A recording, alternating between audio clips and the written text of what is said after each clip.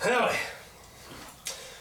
Welcome to the DweeBros podcast. I'm your host, DweeBro. And I've got here... oh, did I say DweeBro? I'm sorry. I'm Arthur Morgan. Right here is Hosea. Oh, Hosea. And Micah. And they're two part of the gangs. And, I'd take a bullet for these two. Really? I don't reckon you really say that in front of people often. Well, we're as outlaws and in-laws. We're talking games. We're talking TV shows. We going out west with a podcast, they call it. We're talking movies.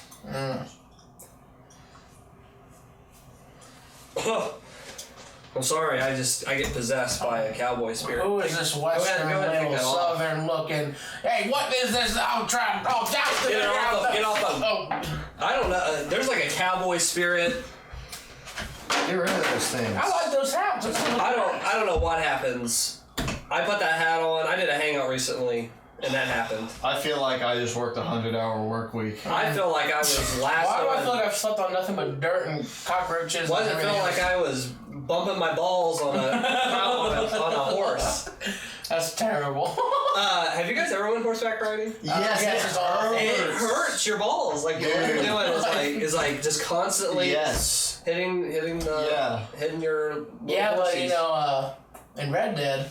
Red Dead, they figured it out. Yep. They wear like, what's that called? Is that why cowboys wear like a thing? They have to have something. They wear like that super padded, like, I don't know. Jeans. Like, yeah. As a kid, I was like literally like yelling, just the whole time. Why is this fun? I was just making it probably a hassle. My mom and dad though were in tears laughing at me. Yeah.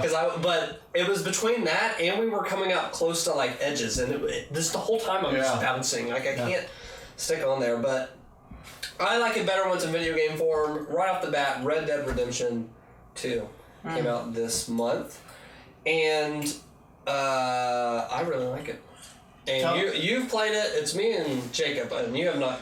Nah, I ain't even seen anything. I've seen a couple of things on Twitter, but why don't you guys tell me a little bit about your impressions? So, if you want to see deeper impressions, I did a hangout just by myself and got possessed by the cowboy hat. I don't know what happened there. A little bit deeper, but I'll kind of recap that. I never played the first one, and so I went into this one very excited because Westworld, the show Westworld, I've talked about on the podcast, that came out around the time that this got announced, and I was like, okay, I'm into the West. Like I've never been really super into the Western themes. I am loving this. This is another open world game. All I've done to do is play open world game. I to the point where I was like, I'm really playing another open world game, but the writing, the characters you meet, just like the different scenarios, it's very similar into The Witcher, the side quest stuff, where you'll start out something and it's like, hey, go get this bounty on this person, and it'll actually twist into a side quest. Oh wow! Instead of like a little tiny bounties, usually go find somebody, lasso them up. Fetch quest, basically. Yeah, you go find a person, and even those are like kind of like they'll change it up, but then sometimes they'll even tweak into a side quest territory and they become something bigger. I am just loving the writing and all that stuff. Oh, it is like. You're playing a Western. You're playing like a legit Western. And another thing about this game is it's very extremely slow. Extremely. But coming from like liking Westerns and stuff, movies and stuff, it's just like that. It's literally like that in game form. Yeah. But I think people like, I was playing this because at the beginning you open up with like in a snow. You're in like snow place. So you're already moving slow through the snow. And picking up things, it's like, hey, pick up a can of beans. He grabs it, sticks in his jacket. Okay, there's a money clip. And it's not that just generic. It's not like you've picked up this or you automatically picked up that. You'll pick up ammo if you walk or across dead enemies and stuff, but you have to like literally loot them. You have to like bend down and pick up the body. Pick up, yeah. You shake it for a second and you get stuff. So that I think can turn people off, but I love it because it's very slow and cinematic and everything feels like real and like people have complained too, and I think people complaining about GTA 5's kind of like control sometimes, like kind of the running, kind of the feel of the character. But this kind of reminds me of Last Guardian and like Ico and stuff, where the character kind of has weight to it, has kind of physics to it. So this feels like you feel like when you're on horseback, when you're running around, when you're shooting and stuff, like it feels weighty. It feels like you're just this big beefy like cowboy guy, and I love it. And one last thing about it is that it reminds me of Final Fantasy 15 in that game nailed being on a road trip with your friends. This game nails you're a part of these bandits, these like outcasts in society, and it is the end of the Wild West. And Uncle Sam is coming for everybody. There's laws now in place, and these people are running basically place to place in like these little tents and camps. Yeah. And you have like camps, and like you move the camp at like certain points or whatever, like to like keep away from the law. Oh wow. And like in the store or whatever. And like you're like getting these like people, and everybody has a job they're trying to like build up, and you feel like everybody's like, hey there Micah, what's going on? And like the dialogue is so good, it feels like family, it feels like legit. You can pick on people like when you're talking to them. I think my favorite part is like you can either say hi to them or you can pick on them, or you can antagonize them. Yeah, and they get mad at you, and you're like, oh, I'm just joking with your brother, like calm down. I heard somebody describe it this way, where they said there's role-playing games where there's like stats and it's an RPG and you're upgrading stats. They said in this you're role-playing as a cowboy. Yeah. Like this is the most like a game has ever been like you're literally this person and this is their job. Yeah. And like this is their gang and this is their... It just reminds me of Final Fantasy 15 and that like, oh, I'm just loving this. Like, nighttime does, it's... sundown's coming, and somebody, a random person will come up to the campfire, one of the members, and start playing the harmonica, and somebody will start singing, they'll come up, and they'll start, and it's kind of like dynamic moments, and you're just like, wow, like they have nailed, you can tell, like, I guess in all of this too, but what were you gonna say? There's a lot to it that makes me feel like this is a great game. Yeah. But there's parts of it that makes me like really hate it. What don't you like? So in GTA, I already hated the control scheme. Like how you had to tap A to run. Yes. How you had to pull up L1 to pull up your weapon wheel to switch their weapons. Yeah. They brought it over into Red Dead, and the problem when they brought it over is they added layers on top of it. So now you have to like double tap X when you're running with your horse to get them to follow the road. Or if you like hit L1, you have to hit R1 on top of it to get to your second wheelhouse, whereas other weapons on top of it. I'm having trouble with that. The wheel, like there's a kind of like a quick menu and stuff. And I'm still getting used to where everything is at. I'm about 8 hours in. Yeah. If I had to give it like a rough estimate, and it's still like I'm looking at a fight. I'm like L1, R1, up stick. But luckily, it slows down like kind of. It does. It stops the battle basically for you to do that. It's just like come back in. Why couldn't we just get an L1 to make you switch it? I don't care. In a weird way, that really intrigues me because we live in this world of like homogenization of control schemes. Everything in the West is like. Or shoot, and I'm assuming R is still shoot, but like this is most games like Ubisoft open world games, like you could guess exactly what the controls are going to be for Far Cry and Watch Dogs and all these games end up being like very vanilla, and it reminds me almost like of a like Japanese kind of approach to things of just like this game has an unbelievable budget, unbelievable amounts of man hours go into it, and the controls are weird. Like I just kind of like that because. I would think, my biggest fear about this game, and I'm not particularly invested in the series, was they've made so much money from GTA Online. Yeah. That I was worried that the Rockstar that was like hungry and willing to innovate and do some different things, I was worried that wasn't going to be in this game. And they didn't really show it off a lot up until really recently. Yeah. So I was kind of wondering, like, is this going to be kind of generic?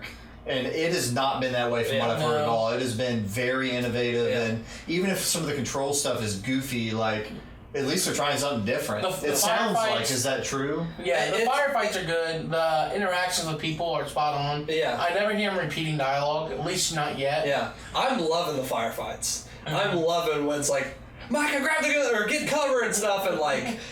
You're on horseback fighting or whatever and stuff. I think my favorite scene, which we won't go into it much, I'm not talking about what happened, but it ended up where you had like a brawl and you were fighting with your fist. Yes, that's and I was like, that was awesome. This is hysterical. Yeah. And there was another side quest which you may not have done yet. Yeah. But when I did the side quest, I was like, this accomplished nothing towards the story, but man, what a great time that was. It's fun. They're fun side quests. They're worth doing.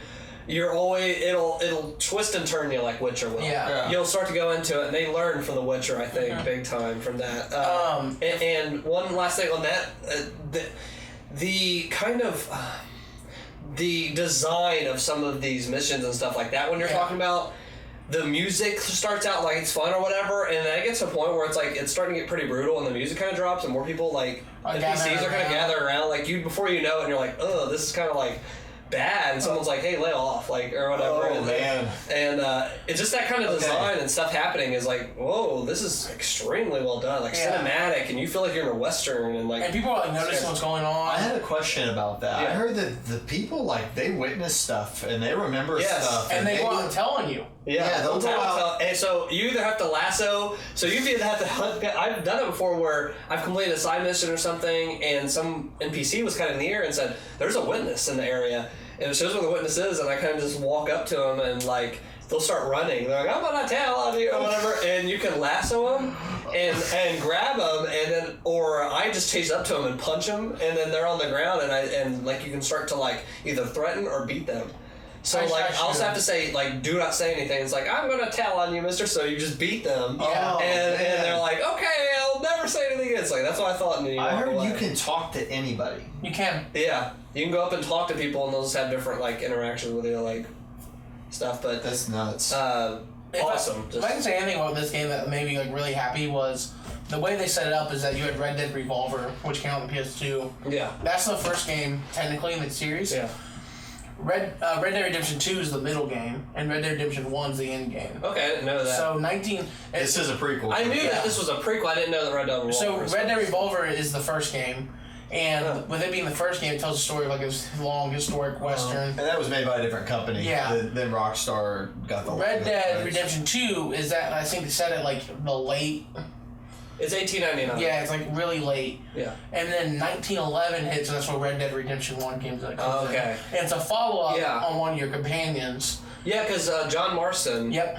So I knew that much. I never played Red Dead 1. It didn't really interest me back then, but he is, like, right out the bat, like, when you start the game, he is in that game or whatever. So what's cool is he's in the camp. So have you gotten to know his character some? Yeah. Does that make you want to play the first one? I want to play the first one. I kind of, but I feel like this one is so far and above graphically and stuff. Choice. How interesting is that they had a protagonist in the Red Dead Redemption 1, and they chose to, in the prequel, call it 2, have you play as a different character that I guess wasn't in the first one. Yeah.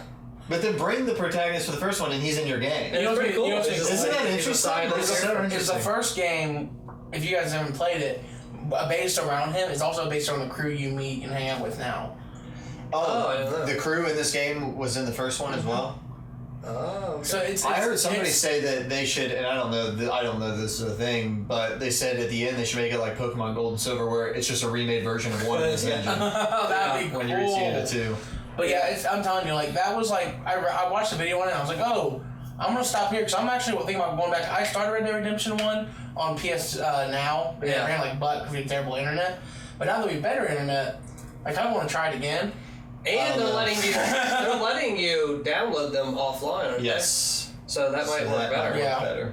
That's but Red Dead, awesome. And kind of going into that to talk a little bit more, there was kind of controversy over this game leading up to the development to the release, because one of the co-founders of Rockstar came out and said, yeah, we've been working 100-hour weeks and it's stuff. Important. What he said was the writing team, which he is part of, was working 100-hour weeks towards the end. Well, initially he said that and then cleared it up. Yeah. He came up and cleared it up.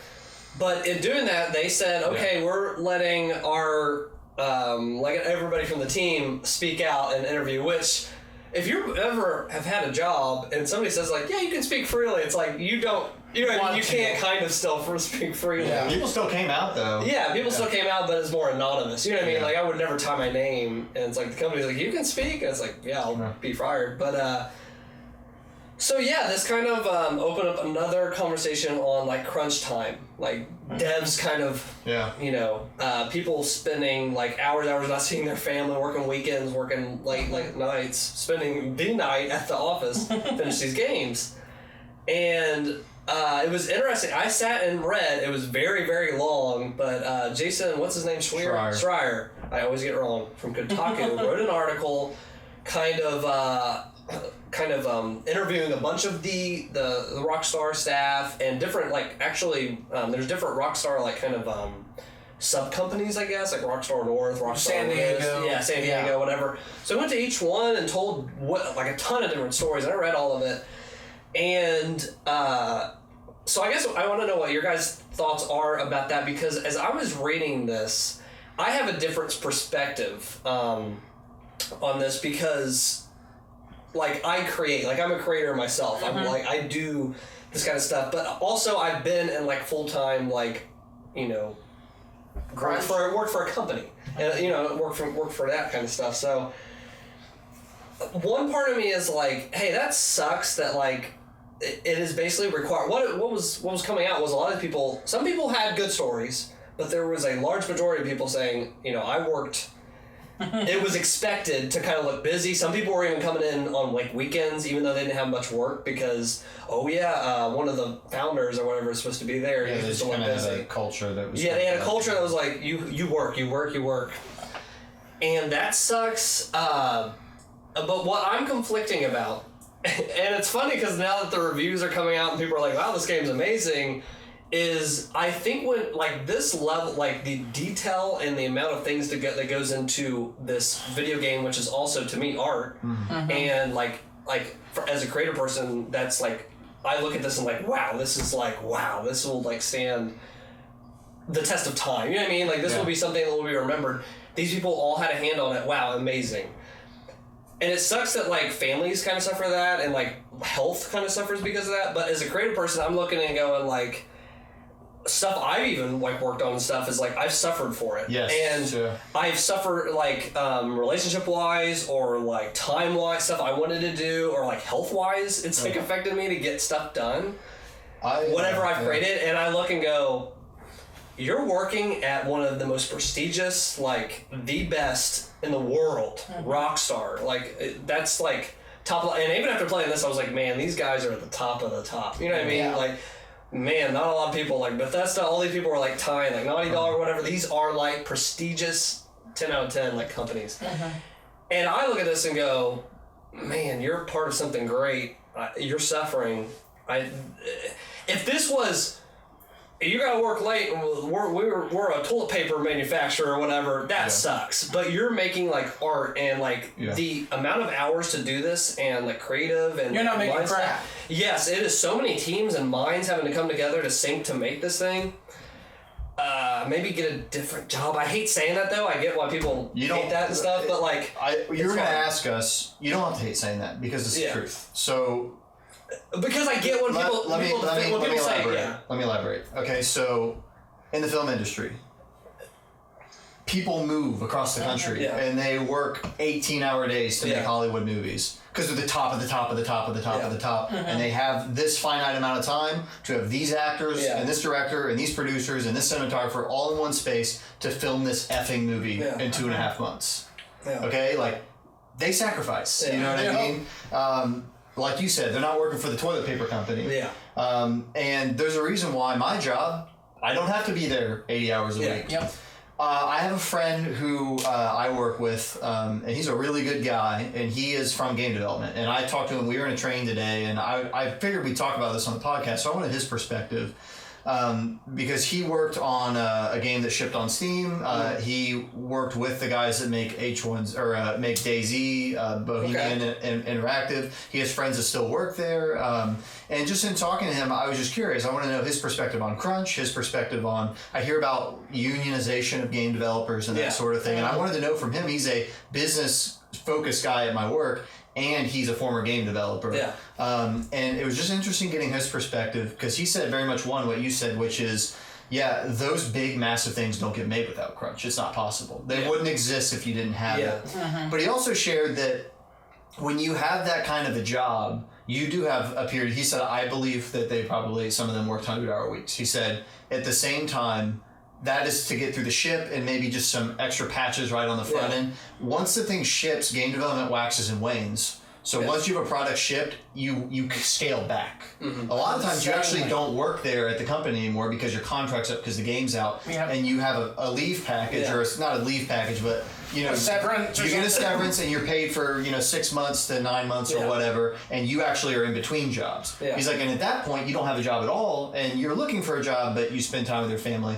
But he said at the end of the day, his friends that work in that industry, that's what they love. Yeah. And they sacrifice because they're making these things that they love. Yeah. And in that way, I asked him the unionization question because unions are interesting, and I think that there's positive and negatives with all those sorts of things. What he shared with me is the way the game development, like the way it's all built, is you staff up when you make the game and then you staff down. Those contracts go away. Yeah. If there was a union, you would not be able to staff down. And he said the industry would not be able to continue. Yeah. It's not that it would get better for the devs and everything else would be the same on our end. There wouldn't be games like these kind of. And so I guess as long as there are humans who want to sign up and work these jobs, these games will continue to get made. Yep. If they ever decide that they don't want to do that, that's fine. I won't complain and say, they should do that. They should be, this and that. But that is the reality. Yeah. Is there are people, there are thousands upon thousands upon thousands and thousands of people who this is their passion. They're willing to put the time in. Yeah. And so it's not for everybody. And I say that as someone who, it's not for me. I don't do it. You know what I mean? So, but if you are in a creative, that intersection of creativity and business, that is a vortex. And if you choose to go into that field, if you're a musician, you better freaking believe if you're a touring musician, you're working freaking 100-hour weeks if you're on tour. Yep. You're on tour constantly. You are rehearsing, you're traveling, you're doing things. Yeah, you get to maybe party a little bit here and there, but that's a lot of freaking work. But you're doing something. You're really putting yourself out there on a creative business endeavor. Mm-hmm. So I'm done with my rant. But if you want to work a unionized job, if you have that skill set of a software developer, you can take that skill set and go make 100 or 150 grand somewhere a year and work 40 hours a week. Yeah. Those jobs exist. Go find them. But so I know that's harsh. Yeah. But it's just the truth. Yeah. It is the absolute truth. When you're making art and these people that worked on it put their heart and soul into it because they knew what they were going to be making in the end. They could see the vision for it and they're like, oh frick, Like the stuff I've worked on, is I will sink the time into it because I have a vision for what it's going to be. I'm ready to suffer for it. Now, if it's I'm in my last job and they're like, hey, we gotta make these cups, and you have to not see your family for 8 days. Sorry, that's not art. You know what I mean? The cup is going to end up being a cup. Figured out. The only thing that disturbs me is that not defending everything. Some of the rock star culture stuff seems super problematic in that. Sure. Yeah. Oh, we don't have overtime, but we do. You know what I mean? I think it needs to be on the level. One, when you're salary, you don't have overtime. No, you're salary. Yeah. So, but if you want to have a weekend policy when you're coming up on crunch, just have it. Yeah. Just have, hey, we work 7 days a week. And maybe they do. It seems seems like not everybody's on the same page there. Yeah. In some capacity. And that sucks. And it's thousands of people. It's hard to get all of them and different managers and different teams, so I get that. But they maybe need to do a little bit of a very clear. Yeah, very clear. Here's what, when it gets into crunch mode or whenever that happens, we're going to ask you to work a weekend. Instead of being... Just all this I'm applying for a job for the people that make GTA 5 and they're making Red Dead Redemption 2. I know what I'm getting into. You're ignorant if you don't think that you're going to be doing that is an unspoken rule, but I also, and knowing that common sense, but I still hate that. Yeah, it's unspoken rule stuff. Just be clear. I think you gotta be clear. Don't beat around the bush. It is what it is. Just be upfront when you hire them. It's this is gonna be tough. They made the game. Yeah. That's how every interview should go, is you're going to make the best product, the best, creative, interactive entertainment in the world. But you're going to suffer. There's going to be a crunch mode. And if you love making games, but you don't want to do that, you do have the option of doing indie development, maybe working another job, so that just like someone who's a musician maybe, and they cannot make it work and do the whole band thing, but they still want to do some music stuff on the side. You can have your choice. You know what I mean? You can definitely do that, but you can't have your cake and eat it too. You can't make a Red Dead Redemption. You can't make a Last Guardian. just scale wise, those games are like to make that the hardest tier of art. I think it's the hardest art music, to make. It is. It's every discipline combined. Yes, and a whole nother aspect of interactivity. Yeah, and like programming and bug testing, all this stuff. Oh my gosh, it's a nightmare. But man, playing Red Dead, I was just like, this is art. Like this is like genuine, like goosebumps playing this game. But that out of the way. Yeah, what about the freaking channel itself? If you joined us, or maybe you didn't, we have a series called Hangouts, which we went over in October. It was the month of Halloween. It was spooky. It was scary. So check those out. We did, or actually, we didn't even talk about Halo multiplayer. That was fun. We'll do more of those in the future. Kind of multiplayer stuff. That's coming soon.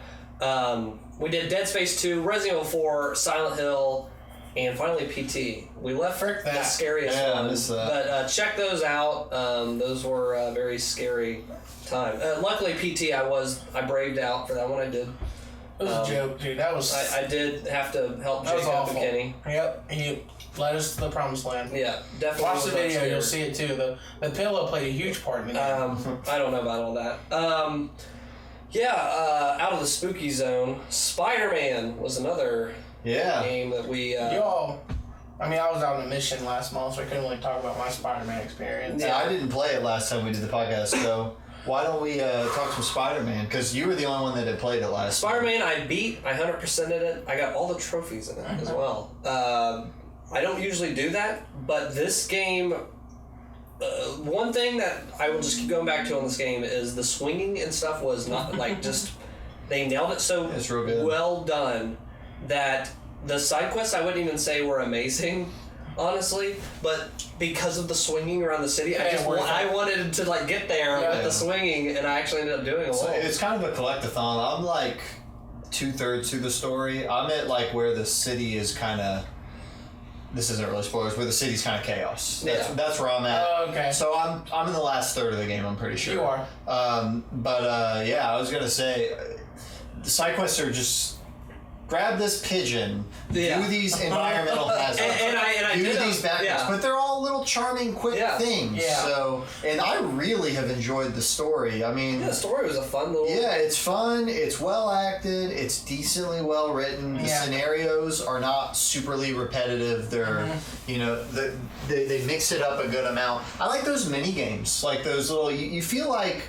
I feel like with this, you get really more Peter Parker than I would have thought than in other Spider-Man games. Normally in Spider-Man, you're Spider-Man and then maybe Peter Parker in a cutscene. Yeah. In this game, like, you really got to be Peter Parker. I felt like a scientist. I mean, my understanding, I'm more of a history English guy. My understanding of science is lining up these lines and, like, doing this little That is what scientists, if you're a scientist, but while I'm doing these very basic things that are challenging for me, maybe not for someone smart, he's muttering, like, oh, the spirograph is looking this way. And I kind of like that because, like, I'm figuring things out and Peter's kind of narrating and what he thinks the science part of it is. And I really dig all that stuff.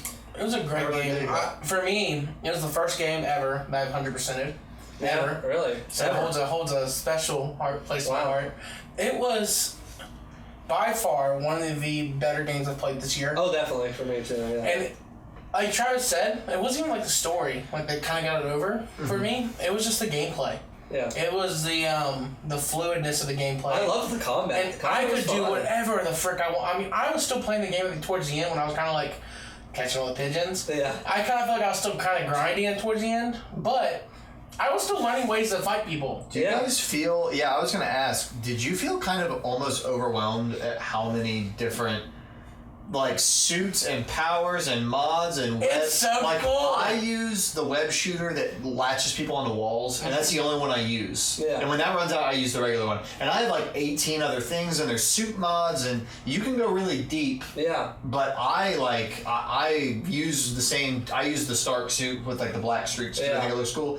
But there's a lot there, and I didn't know how deep you guys got into the combat. I've added so many moves that I don't even. I was use. still like learning how to do like stuff towards the end of stuff. They have a thing on the. I usually don't use this in games, but I was going on the help thing and showing like a moves list. Yeah. And I was like, oh, I can do that. That's how you do that. It keeps growing. And my favorite thing to do: web swing, kick them up. I found this towards the end. Kick them up, concussion blast, shoot my wet zip at him, and as he's falling, gets zipped down to the ground. Oh wow! It was so awesome. I will say, when I'm on the rooftops and it's like clear these guys out, I try to kick as many of them off because they're auto latch or they're auto gone. Like they don't come back up. I don't know. There's so many like the impact web. I'm sitting there and I'm playing the stealth mode and I'm like, I want to impact web them, but if I know I do, it make noise. Dude, it makes you think through the whole like. Yeah. It's kind of cool because like you play. It reminded me of Arkham Knight. The sneaking part of like pulling people up and stuff. That was Arkham. You guys like the parts where you play as Mary Jane? I was going to speak about that. I saw a lot of people complain about. Towards the end, I was done. I was speedrunning this. I liked it for the first 2, and I was done because that game is so fat. It's like in Sonic.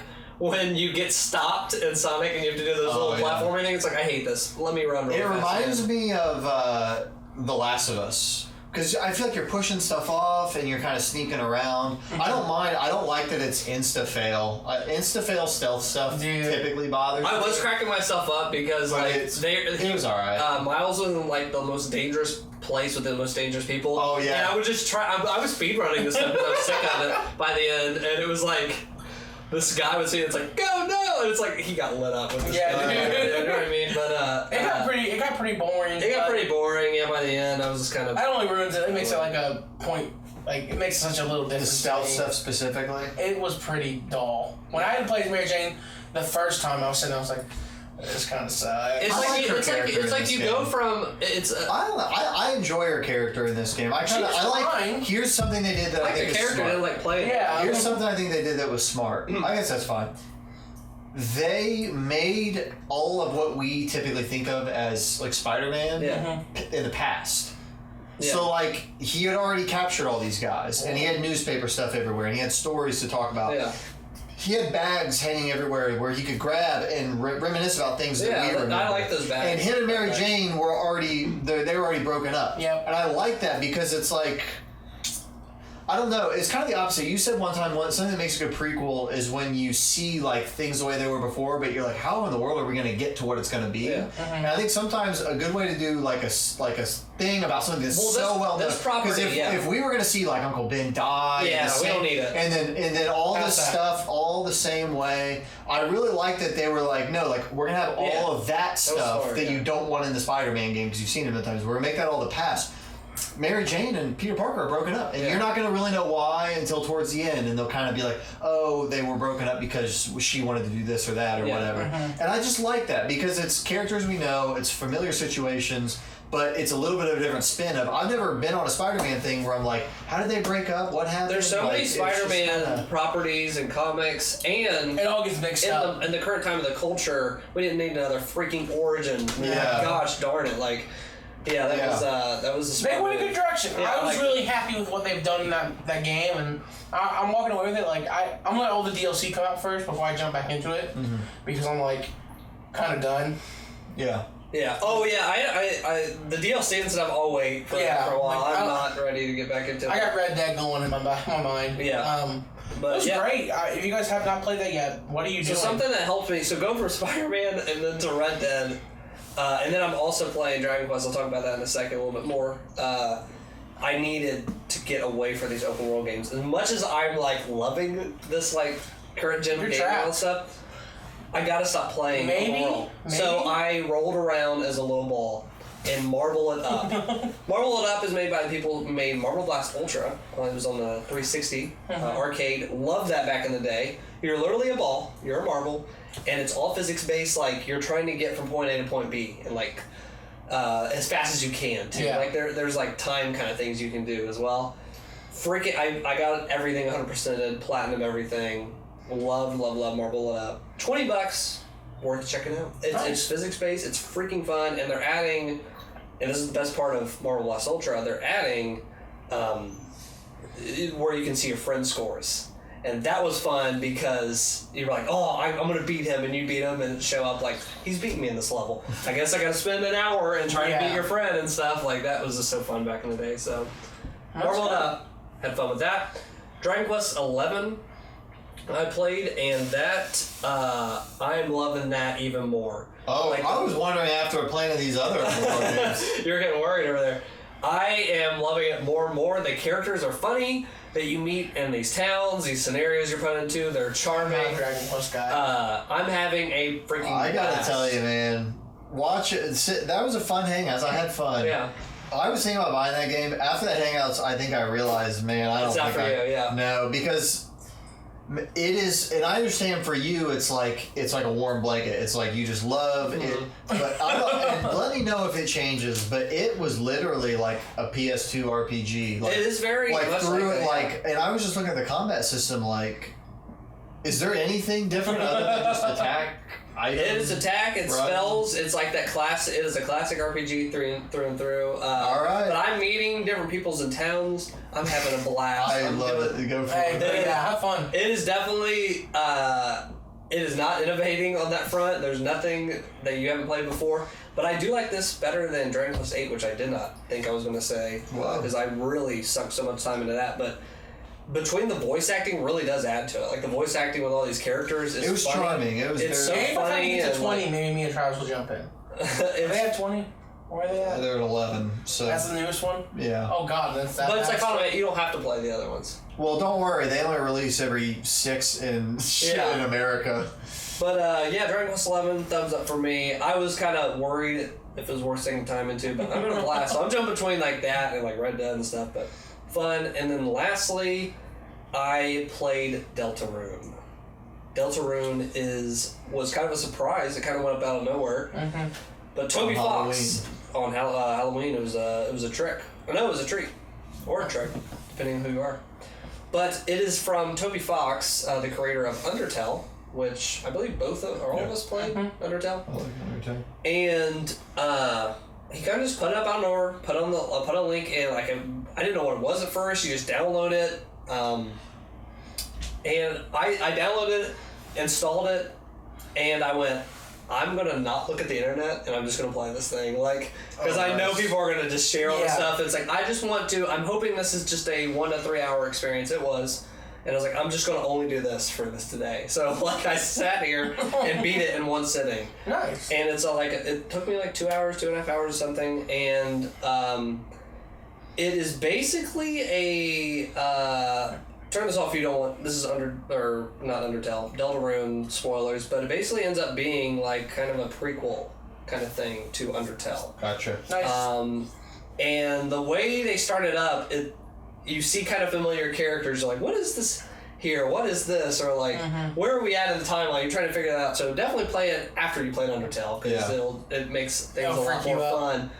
But man, there is like the humor still there, and in this 2.5 hour experience, I had the same feelings it evoked in me as Undertale did. Nice. And it was like, how did they do that in freaking 2.5 hours? Like, they made a complete like experience. And this is like Ground Zeroes because he said he's working on Deltarune. This is chapter 1.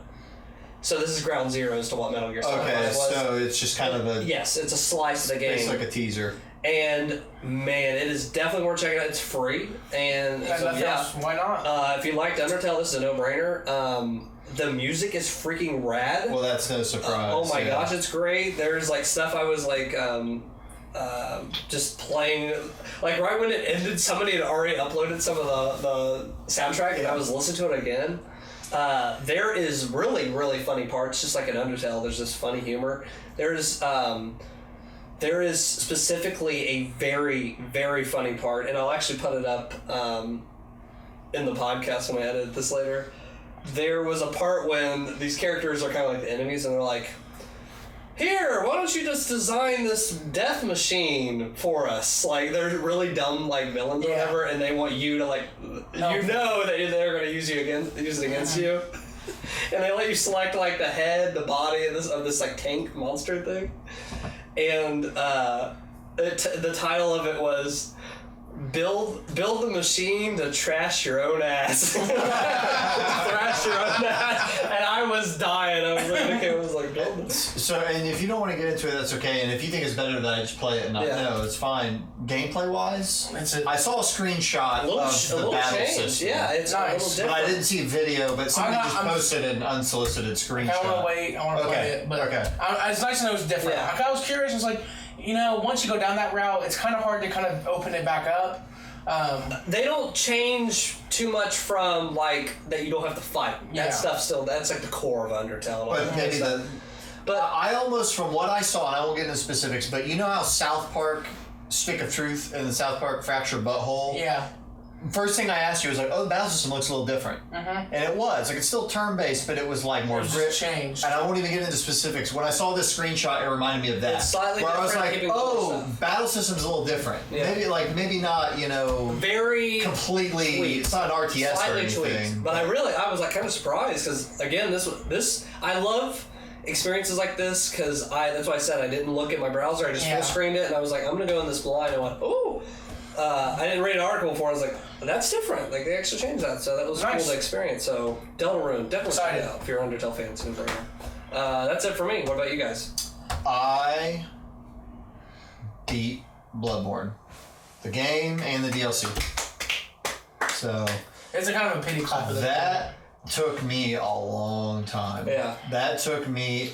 I took like 6 months off in the middle. I'd pee on that game and throw it in the garbage. So I started Bloodborne I don't know how long ago, and then I fell off that game. I got into like Witcher and Skyrim, and this summer I played all sorts of other things. So what's the final verdict on this game? And I think I talked about this last time. I'll talk about the DLC first, and then I'll bring it back because then I played the end of the game. So the DLC is good. People love it. Yeah. People love this DLC. I liked one of the areas. I really liked another one of the areas. It reminded me of Demon Souls a little bit. And then the last area, I hated. I hated the last area. I thought it was. I won't get too much into specifics, but it was like this It was like this kind of like wet, swampy kind of area, which are always my least favorite. Yeah, any swamp area. And they ended the DLC with that. But anyway, so the areas were good to okay. But then the bosses in this freaking DLC were awesome. One of them, like the first one that you fight, is so cool. Like it is one of the coolest bosses, one of the coolest mid-boss like transformations. Yeah. The music is amazing. Maybe the best music in any of the Dark Souls bosses so far, or Souls bosses. But they were hard, dude. So I hear. Every boss, I beat the first one on my first try, and then every other boss took me a lot. There's a boss, I'll just say their name, Orphan of Kos. It's the last boss on the DLC. Oh my freaking gosh. It screams like a banshee at you. It just swings this giant thing, and it's like attached to. You care if I talk about this? You're gonna play it. Yeah, I'll play it. He has this giant like shrimp thing that he swings, and then like he has a chain on it, so he'll swing it, but then he'll let the chain loose, and like it just goes. You cannot hardly predict how close or far this thing can go to you, and every time you think you're out of range, it does it. And his second phase is just unbelievable in the amount of moves he has, but. After many, many days and many, many attempts, I think it probably took me 40 tries, finally beat him. So I beat all of Bloodborne, soloed the whole game. I've never summoned on a first run of any of these games, just because I like beating it on my own. So I beat it, and I was really, really happy when I beat it. Then I doubled back, and I went ahead and finished the game and did the last fight against the last boss, which was neat. And overall, I really like Bloodborne a lot. I really, really, really enjoy it. But it gets the closest to capturing some of the atmosphere that I really like in Demon Souls, because it's just kind of darker atmosphere and stuff. But I still stand by it. I feel like a lot of people love this game in a way that I just don't quite connect to. I don't know. People act like every single area is gold, and I just don't feel that way. I feel like of all the games I played so far, I have the hardest time remembering bosses from Bloodborne. Really? Like, really hard time. Like, people talk about, like, the Daughter of Chaos. I'm like, which one was that? Which big, weird thing was that? Like, they just all kind of ran together. It's a good game, really good game. I think it's a great entry point into the series. I will say, and I'll get into this in a second, that game has completely changed the way that I play these games now, because I used to use shields a lot, and towards the end of Dark Souls 2, I was doing more two-handing. But and I guess I'll go ahead and get into this. When I beat Bloodborne, so that's final verdict. I really like Bloodborne. I don't know. I'll have to finish all the games to really know my ranking. And for reasons I'm about to get into, I kind of want to replay them all. Yeah. But that being said, I had a lot of time this month also with my Switch because I wasn't at my house a lot. But I ended up on a whim, kind of. It was a week ago. It was last Wednesday, so like 8-9 days ago. I bought Dark Souls Remastered on the Switch. Yeah. And I did not plan on doing that. But I just beat Bloodborne, and I was like... You're in the Dark Souls mood. Yeah, I'm kind of in the Dark Souls mood. I'm kind of stuck where I was at right now. I was like, so I'm going to play this game while I'm here. And... I beat that game in 5 days. I beat that game in 19 hours, which the first time I played Dark Souls took me 75 hours to beat that game. And I wasn't even running through it really fast. Like, I was still doing a little bit of, like, farming. You were just a little bit more brave. Yeah, I'm just a lot better. First time through, you're kind of stepping through very slowly. And you're like grinding and stuff, and you're dying to things over and over again. Yeah. I beat every boss except for 2 in 3 tries at least. Yeah. Ornstein and Smoke took me 4 or 5. But then, so I beat the game in like 5 days. And then I turned around the next day, and in an hour and a half, I started my New Game Plus and got back through Ornstein and Smoke in an hour and 45 minutes. I don't know what happened, because Dark Souls was never my favorite in the series, but man, I love that game. That game is great. It's so much fun. If you want to get on Twitter, I was posting some clips, and I just really... I like those, I was not sure if I'd like it being on the Switch. That game is perfect for the Switch. Wow. That game is, it's fun to replay, and I never planned on replaying them.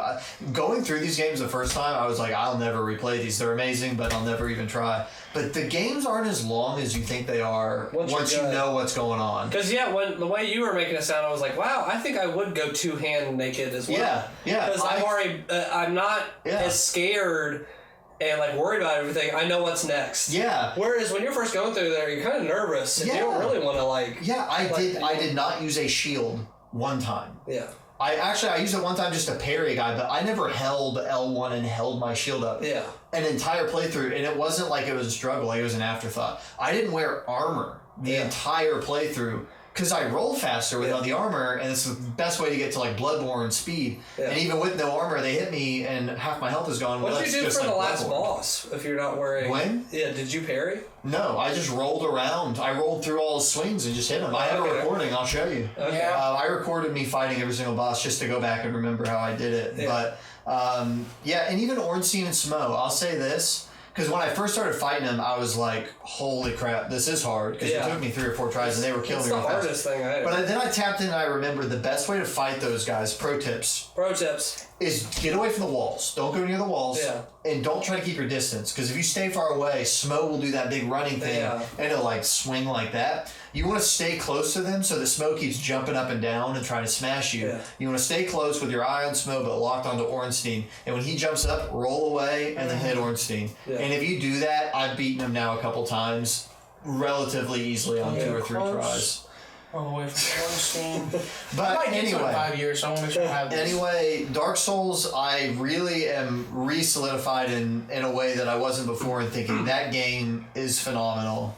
I'm not ready to call it my favorite in the series because I still love Dark Souls 2 for a lot of reasons, and Demon Souls, obviously. But playing that made me realize it's almost worth going through this series again before I try to really give a ranking. But those two... And we gotta get to Dark Souls 3. Yeah, we gotta get to Dark Souls 3. Very soon. And that's the thing, I really didn't plan on playing Dark Souls, so it's weird to me that I bought it and beat it that fast.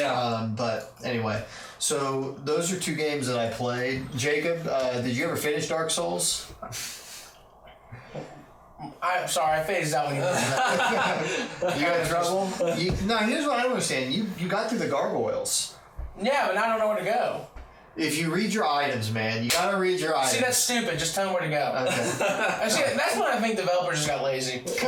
He's like, why would I program a tutorial? But anyway, I'll get through. Tell them where to go. I played a couple other things. Hollow Knight. I've been playing Hollow Knight on my Switch as well, which I took a break from it to beat Dark Souls real fast. Hollow Knight's good. Yeah. It's really good. I saw a discussion online though, and I wanted to know maybe your perspective on this.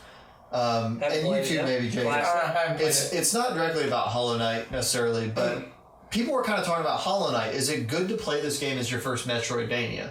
No. Background, this is my first Metroidvania. I didn't play it. Every single person on this discussion I was looking at said no, like for pages.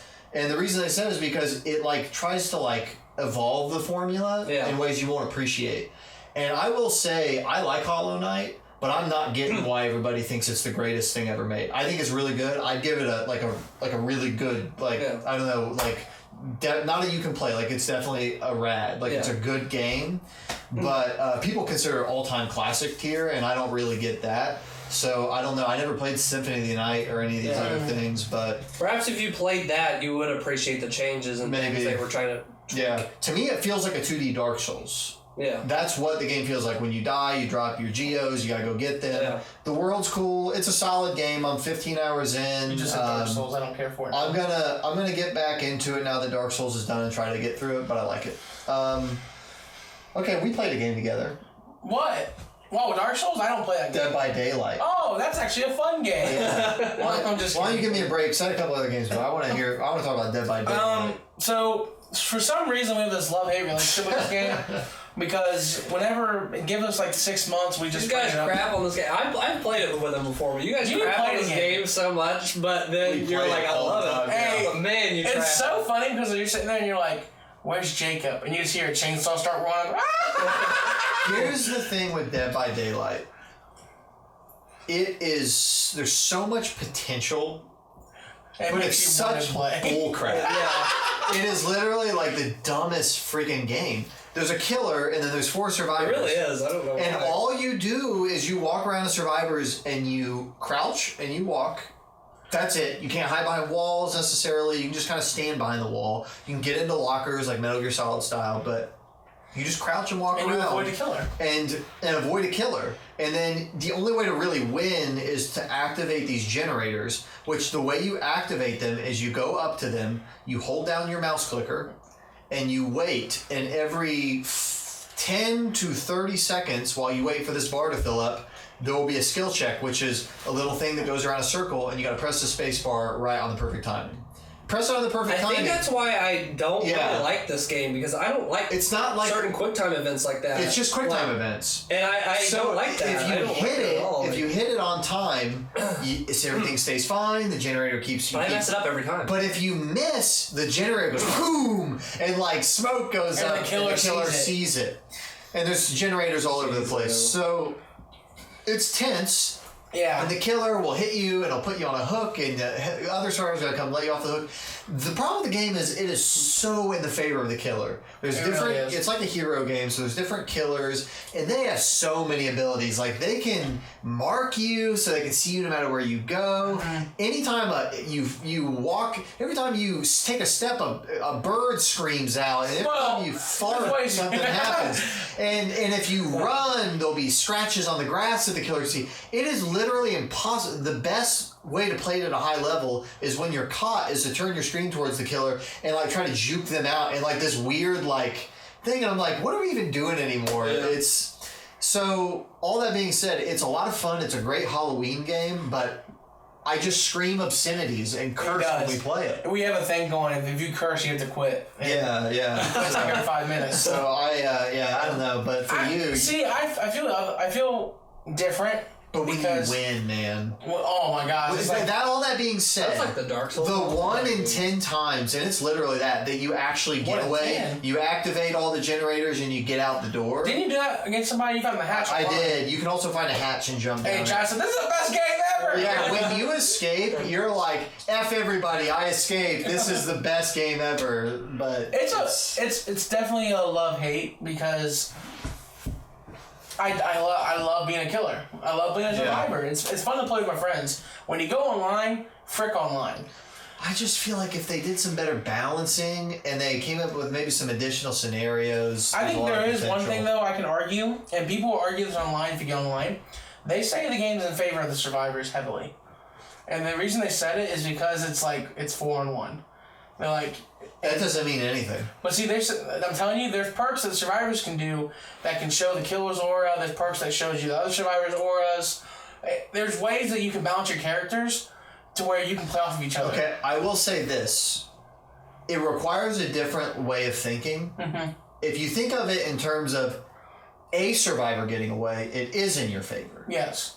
But if you think of it in terms of you getting away, it is not in your favor. You have a 1 in 8 chance of getting away, 1 in 10 chance. Everything has to go right for somebody to get away safe. It is true. So in that way, it's not at all. It's not in your personal favor, but in your team's favor. Things have to go really bad for nobody to get away. In my entire time of playing, I've only had one time when all 4 of us have gotten away. It never happens. That never happens. Never. A complete team win never happens. And you have to be. The killer was I think standing still for half the match. I think he went AFK, went to go take a dump or something. But it's funny because you're like. April's on the hook. You need some balancing, and they need some additional tools that you can use. Well, hopefully you guys will always be there for them. But no matter what the balancing is. There are ways you can do it. Like if all 4 of us went to a match and we all had toolboxes, we can disarm 4 hooks, and that means all I have left is 3 hooks. That means one of us can win either A by escaping, or 2 we end up bleeding out. So why don't we disable hooks more often? Because we're idiots. We all go in there with med kits thinking we need to heal each other because we know we're gonna get hit. And think about it. If we spend so much time disabling the hooks, we're not spending time updating the generators. And that's more time he can kill you. Exactly. We're fixing Dead by Daylight. Somehow it's in our favor. People argue that. Anyway, so that's Dead by Daylight. I think Dead by Daylight devs need to take a note out of Red Dead Redemption, Rockstar's book, and do 100-hour weeks and fix this. I have one other game, but I didn't spend a lot of time with it yet, so I'm actually going to save that for next month. Okay. I played it for an hour. Okay. But there's a thing that I want to talk about, and I don't know if you played this game. I haven't yet. I got invited. Thing. And it's kind of a news story, so it's kind of a whole thing. We'll go into this. So let's go into this. So our streaming future is coming. We've talked about this on the podcast, and this month, I don't know, something was in the water. It was a pissing match. It was. We're streaming. Well, we're streaming too. And so it's like, well, we were already streaming, and now you can download it. It was, every company came out. Google, Microsoft, Sony, everybody came out and said, we're streaming too. And so that happened. So Microsoft announced Project xCloud, which sounds like a dirty video leak. xCloud. Delete your history. Yeah, that does not sound like, I don't know, get a new name. That doesn't sound great. But that's really interesting. We can talk about that first. They're tapping into their Azure infrastructure. Yeah. Which, can you speak to some of that? So they showed, there's a little video that kind of talks about it. It seems like they're just announcing, hey, we're doing this, and that's it. They're basically teasing next gen, what they're going to be doing, which is they're wanting, a streaming service, a streaming Xbox thing where you'll stream to your TV, stream to all these devices, and then they'll have a standalone, Xbox, that can play the game. They can play it as, you're used to, but it sounds like they're pretty heavily going to be invested in the streaming thing. I guess that Azure thing, I don't know the specifics of it. They kind of talked about it, but it was more... People seemed kind of excited about it. Yeah, it was more people just kind of sitting around this is going to be crazy. That was the whole video. When you get this, it's going to be nuts. Yeah, this is good. You're not going to telling you, you haven't seen it, but I've seen it, and woo! It's going to be and then just a guy filming somebody kind of playing Halo on their phone. From over here. It works, trust us. So that came out, but then Google said, we're going to do something better. We're going to give it to you. Yes. So there was a beta for, what's it called? So they came out. What's it called? Well, first off, there has been rumors going back to E3. Yeah. Around E3, there were rumors going around of Google is at E3, Google reps, and they are meeting with tons of companies. That was basically what they said. They're meeting with a ton of different companies, developers. They've been hiring a lot of developers and working on projects that nobody really knows what they're doing. But the big Jason Schreier, again, I think he kind of leaked it out over the summer of they're doing streaming. Yeah. We don't know what all it's going to look like, but Google came out and they showed what it is, and I don't remember exactly what it's called, but basically their streaming platform is in Chrome. And basically, what it's going to be is it's going to be a tab you open up in Chrome, and if you are opted into whatever this ends up being, the games that are as part of the service are in Chrome, and you click and you just start playing. So you both got in the beta. So they released where you could sign up for a beta, and I was like, what the hell? I'll sign up for this and see what happens. I signed up for it, and a week later they gave me a code to it wasn't even a code. It was just like click here. It was click here, and you'll be good to go. So I was pretty excited. So and then I got an email that said, "Hey, thanks for trying out this beta. The only thing we ask is that you use it." They're like, use this, and they were like, you have this copy of Assassin's Creed Odyssey. January. Streaming until January 2019. They're like, it's a full copy. They even give you $10. I don't know if they give you $10 to get any DLC you want, so you can get that upgrade XP. Like you can pay with the $10 they give you for the double XP, so you don't have to grind, which is a whole other discussion. But I don't really want to get into that. So I was like, okay, I had no intentions of playing this game. I'll check this out. So I open up my tab and click on Assassin's Creed, and it just goes full screen, and it just boots up, and I'm in the main menu. I took my Xbox One controller, I'm on my PC, plugged it in with USB. You can also use your wireless, and it just synced up right there in Chrome, and with no adjustments and nothing, I was in the game, and I pressed start, and I was in the game. Now, did it work? How did it work? So, a couple of components. It does not matter at all what your hardware is, but your internet connection matters. Yes. Yeah. I am hardwired. My PC is hardwired into my modem. And then, do you know what our internet is? 200 megabytes down. We have 200 down, and we split between us. I think you were playing things at the time too. Yeah. But so we have good internet, and they actually have a minimum. You have to have at least 20 or something like that to play in this. So I cannot speak. Well, I could maybe speak to it a little bit. If you're not hardwired in, I don't know. Yeah. But being someone who was hardwired in with the controller, I booted that up, and it was fine. Like it was. Latency was not only was it like it was okay, it was like not a thought. It was not a problem. As someone who plays, I've talked about games like, and I like the game, but Last Guardian, that game had input lag. Running on your PS4, it just has input lag. This was like not even, like it was not. It makes that look embarrassing, the fact that this is streaming from wherever, and then this is... So that was not a problem at all. I played about 40 minutes of the game. That was not a problem. The only thing really was when you go... the audio. It wasn't awful, but during some of like the effects, I could kind of hear a little bit of... Decompression. I could hear it. Yeah. I could just hear a little bit where I was like, I know how my speakers generally sound when I'm playing a game. Yeah. I know how much money went into this game. I feel like the audio should be a little bit better. And I noted that... Or it compresses the audio, sorry. Yeah, But the other thing was, when I was in like mid-range spaces, just an open world game, everything looked great. When I went out I ended my playthrough like out by the ocean, and there's just this very far vista. I could just kind of tell, looking at the sky and stuff, there were some artifacts. Yeah. You know, like when you watch, even when you watch 1080p gameplay on YouTube, you can still see, or when I use my Steam link and I play a game, you can just see artifacts. There's little part. So there were artifacts, for sure. So in that way, it was not like it was like it was on my PC. No, but it was 60 frames. It was the correct resolution. Colors looked great. No input lag. I was pretty blown away. I was truly... Future's here. If this is the beta and this is where they're at, they're really... Google, I can't speak for the other ones. Google's on the right track. And it made me realize, because I shared it, I was talking to my sister about it, because she doesn't own a console, and I was like... I was explaining it to her, and she likes video games a lot, but right now her main way of interacting is she watches Let's Plays, because she doesn't own a console, and she likes video games, but not quite enough to pay $300 for a PS4 or whatever.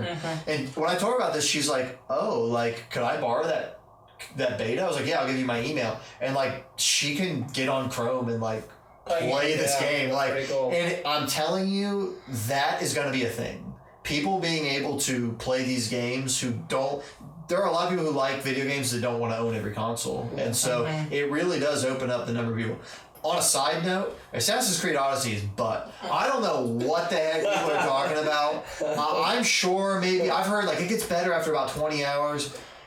Get out of here with that game. One, right? Yeah, get out of here with that game. What was the last one called? I did not like... You played it. It feels like we want to be the Witcher, man. Down to the violin music coming in, and the goofy characters setting up your quests.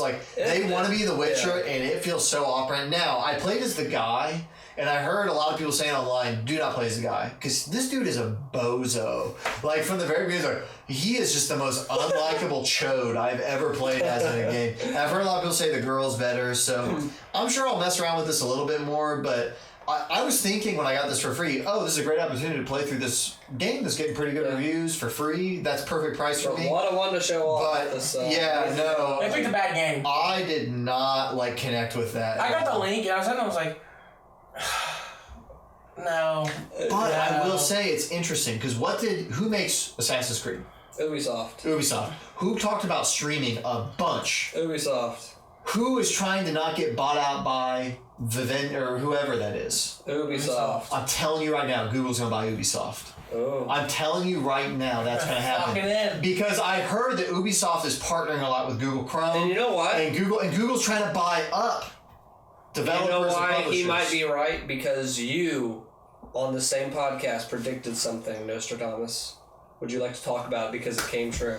You're going to have to pull, I don't know, you're going to have to go digging into the archives. I don't know where it's at. About 8 months ago, a year ago, I did a State of the Union of Xbox. And I said, all they need to do, X, Y, Z, A, B, C. One of the things was you need to get back to your roots of RPGs. You need to get back to owning Western RPGs. Back in the Xbox One era, or the original Xbox era, JRPGs were on the PS2, and Western RPGs were on the Xbox. KOTOR, Morrowind, all that stuff. That wasn't on the PS2. And even when the 360 came out, Mass Effect, BioShock, those were Xbox exclusives. Yeah. And Microsoft did not look after taking care of their own, and all that crap jumped ship, and they went over to PlayStation. And it's really costed them, because they've lost, that was a core component of the Xbox brand, was these good Western RPGs. So I said back then, who really needs somebody to buy them? Because we kept hearing in the news, this developer's been struggling. They're very talented, but they need some kind of oversight and some more support and some big weighty projects. Obsidian has been struggling for a long time now. And then who needs studios that make quality games? Microsoft. And I said, Microsoft needs to buy Obsidian, and then they need to take a property that they're not using at all. They're outsourcing it to some random little team that's putting out games on Steam, Shadowrun. And this part's not confirmed, but what happened this month? Microsoft went out and they're buying Obsidian. I freaking called it. He called it. And I'm telling you right now, Obsidian is 100% going to be making a Shadowrun game. 100%. I would put my game reputation on. Jacob jumps in here. They start producing it. They work on it for a year and a half, and they're like, man. Yeah, they cancel it. That's another good prediction. And then they just get rid of the whole program. That's a safe prediction. I don't know, man. I think it's more 80 Jacob, 20 Travis, but I'm just telling you right now. One, you're right. I called that. Microsoft bought Obsidian. And two, I still am laughing. Like at Microsoft's conference, it was literally we bought all these companies. Like it's. I hope it pays off though. Yeah. I mean. I think it is in all of our best interest that they put out some great games next gen. And I think next gen we're in better hands than we were this gen. But anyway, I had to gloat. I had to gloat for calling that. But anything else on the game front? Before we go into maybe some Nintendo. I jumped into a game that was really expensive for no stupid reason. What'd you do? So, NCAA doesn't allow their license the players to use in football games anymore. Yeah. Or basketball games on that. But they were the best games to play because you had to run your own college. Those were pretty sweet. They were awesome. The last game that came out was NCAA 14, and it's actually a pretty good game. Yeah. And I was like, I want to play that game. Me and my friend were talking about it. I'm like, how much? Like $5? $45. Whoa. $50. I'm like, no way. Like, must be because it's the last one. It's the last one, and people are still like updating it. Oh, okay. And so I'm like, I gotta get this game. Oh man. So Jacob went money hungry, went crazy, and I ran to the nearest GameStop. And I'm like, do you have this game? He's like, no, we're actually sold out. And I'm like, when do you get these? He's like, you're always running to the GameStop doing silly stuff. Well, I'm like, also Amazon. I'm not paying $55 for NCAA 14. It's freaking 4 years old on PS3. So I ran around. I found a GameStop in the area. They had 2 copies, so I bought both of them. Oh my gosh! Why'd you buy 2? Because I want to flip the other one and make profit on it. Oh my gosh! Now, joke with me. I've only played this. Only you would buy 2 of the games. Bro, it's time to make money, and the market's up. Oh my! Here's the kicker. Buy it when it's high. Yep. Here's the kicker. Here's the kicker. I'm selling to my friend Zach. It's all good. Not this Zach, another Zach. But here's the kicker. He's like the Robin Hood. Went out, found this game. No one's posted about, but like, apparently what console is this for? PS3. Apparently everything's still up and running. I get into it. Runs like butt. Super slow. Like everything's slow. And then I go online. I'm like, I'm gonna start an online franchise with my friends. Online server's been disconnected. I was lied to. So I'm sitting here. If you're going to a GameStop, you've been lied to. So I'm like, that's what you need to. So I'm sitting there, dude. Bro, how much research did you do before you? I was on Reset Air. I was on NeoGAF. NeoGAF had a big giant. There's your problem. Yeah. NeoGAF in 2018. So yeah, you went on NeoGAF. And GameStop in 2018. So man. I'm sitting here and I'm like, you're living in 5 years. You're walking out one mousetrap and sticking your foot in it. I was so max. I'm like, I want to play this game, but the only reason I wanted to play is because I want to play with my friends because Madden sucks this year. Oh, so I'm like, I guess I'll start an offline Dynasty. Doesn't work. How does the offline not work? Apparently, that was the year they went out to the cloud to do their saves, and they didn't make an offline version of it. You bought something. Why was it so much money? Jacob, I need you to listen. You bought a shell of a game. We need to have an intervention. You continue to give EA your money, and they continue to hand you turds. Poop. Like, literally. Like, they continue to hand you pieces of poop, and you keep Who told you it. that all this stuff was working? Well, my friend got screwed too, that's how I'm selling the game, but... You still gonna sell to him? Yeah. Why wouldn't I? That's true. Why wouldn't you? I told him, I was like, hey, these online services aren't working. He's like, I still want to buy it. I'm like, cool, sweet. 2 peas in a pod. Like, man. Whatever. And he loves college football, but you can't play it. I'll figure it out.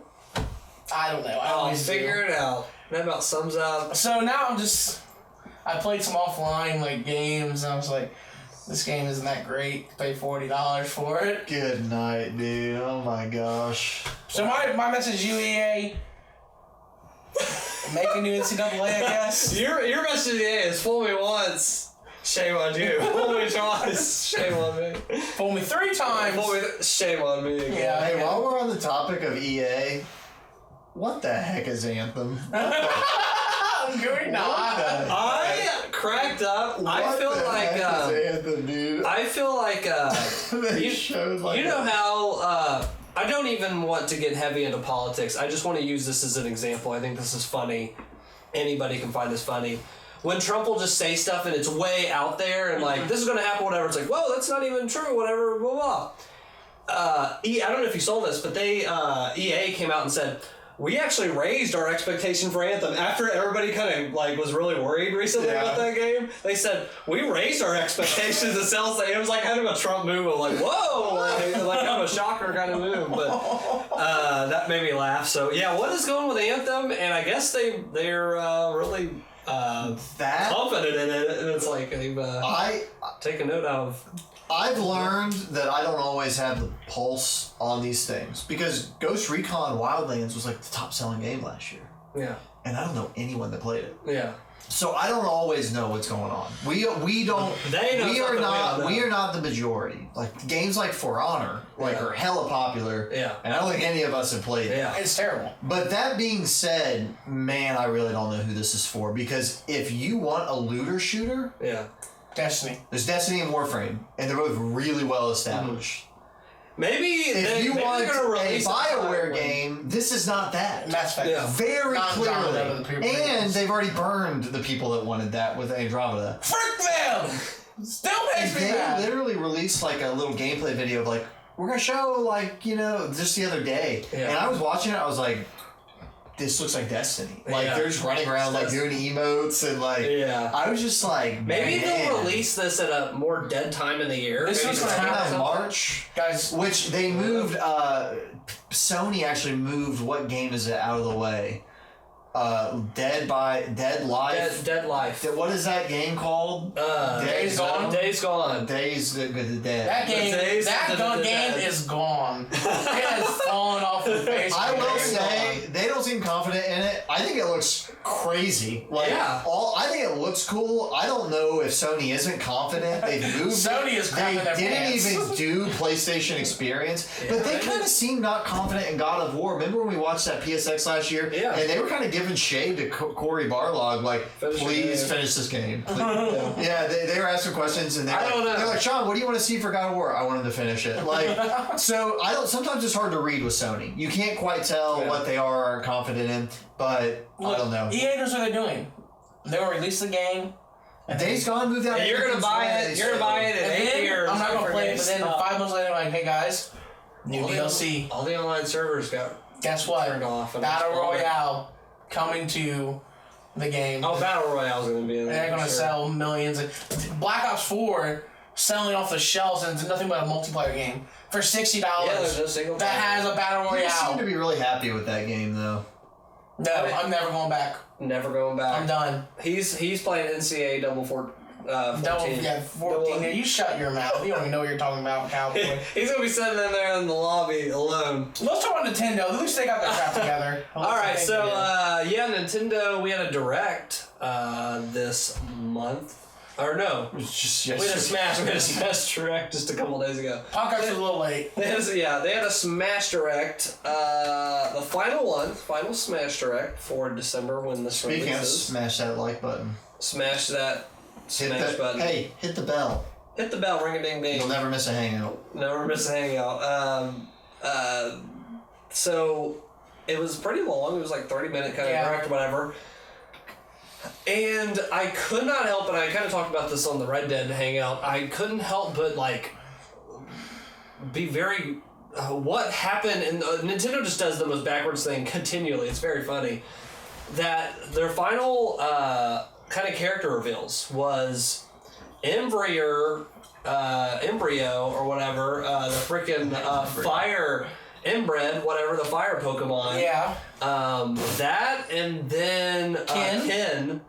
And then Ken? Yeah. And then they showed a piranha plant coming out, which was pretty funny, pretty cool, but that's not at launch. You can't get it unless you pre-purchase the game. You have to get it before January or something or whatever. But what? That was kind of like their final thing. Like characters, like that is super anticlimactic. Yeah, like you should have kept K-Rool back, maybe, or like any of those other. They know they got it. I'm not saying that I'm not going to buy the game and how like they have just dumped all this content. Not denouncing that, but the pacing of the announcements feels weird. That was weird. You should be hitting your Apex announcement. Yeah, they should have held Ridley or K-Rool back. You know what I mean? And that would have been awesome to see at the end. Maybe we're not done yet. No, they said this is it. Maybe we're not. I want to make trolls. So they did that, but the one other thing they did is they talked more in depth about combat stuff or whatever, and they said about trophies or whatever. Because they haven't talked about trophies. Mm-hmm. And I, in my head, was just assuming, there's going to be trophies. Those are a fun little thing to get on the side. You play battles, you get coins, you can use them to get more trophies. It's like these little collectible things. Cool. They're like capsule toys. You just grab them and they're fun. And they said, there's no trophies. And I don't know if you can see back here in my game room tour, like, I got all these trophies because I love that part of Smash Brothers. In the past Smash Brothers, they have these trophies. And I thought it was just a really cool thing. The Amiibos, all that stuff. They said no trophies. And before they even farted anything out of their mouth, after that, I went, it's going to be freaking stickers or like images. It's going to be images. And sure enough, they showed, they're called spirits. And they're just freaking images. Yep. And that you can use them to like add perks to your like players. They are really trying to add an RPG element to this. And like, you just add little like perks on your players, but you just collect all these spirits and all they are pictures. And what was cool, and I understand, they even said it was like a lot of work.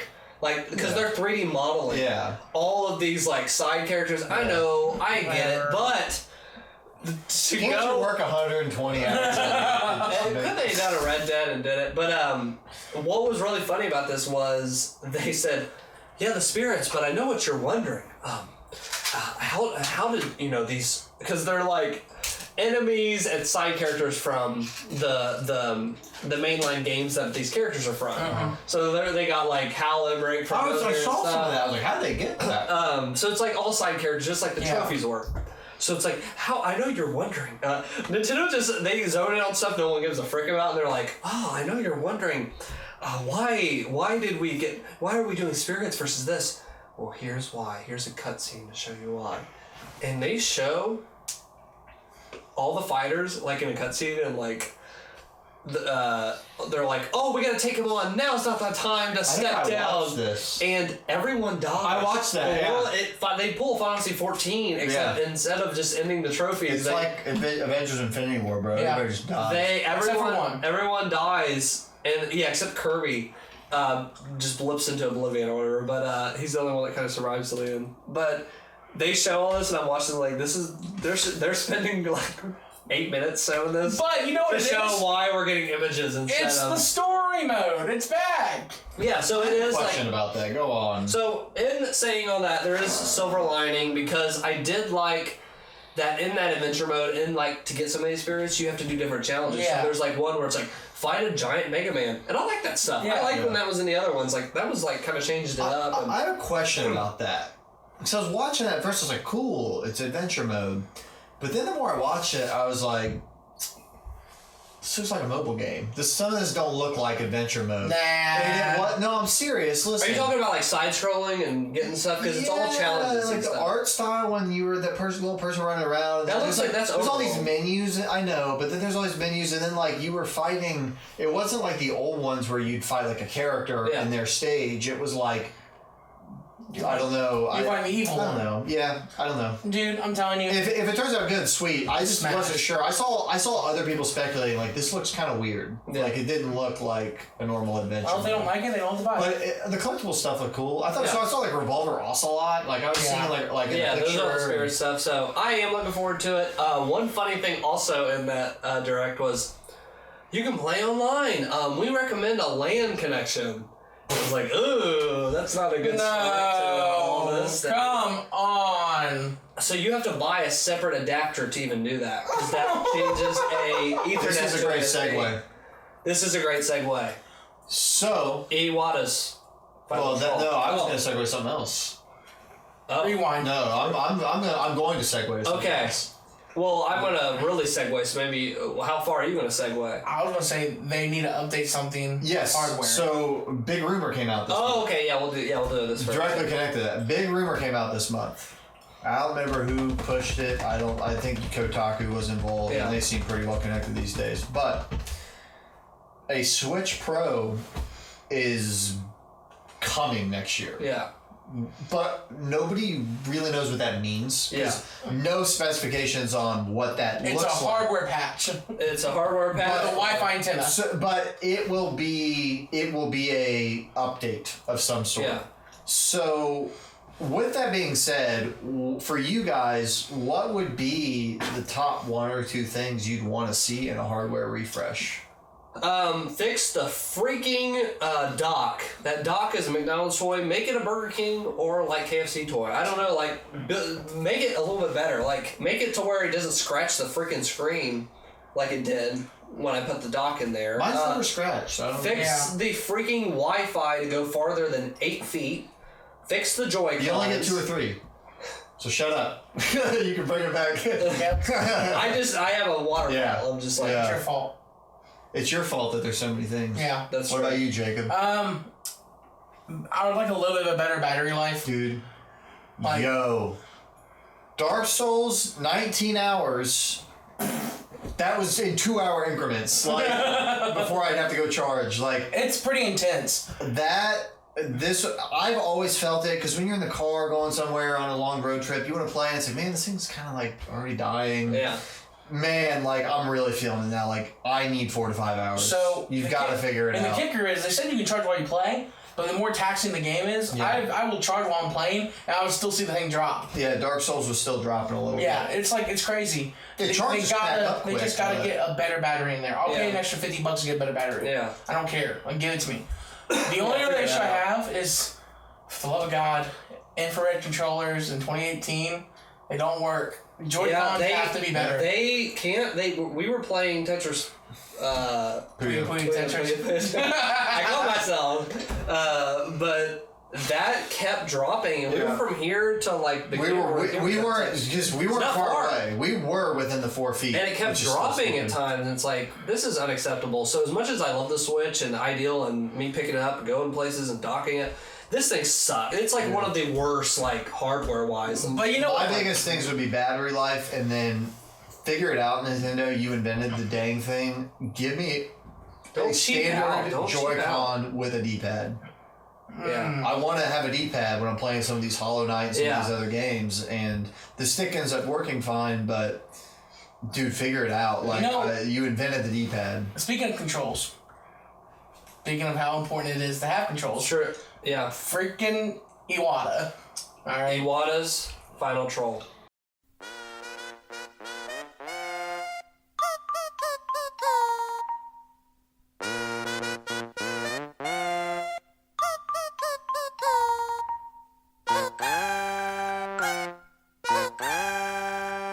Alright, so I think this is where you were going with.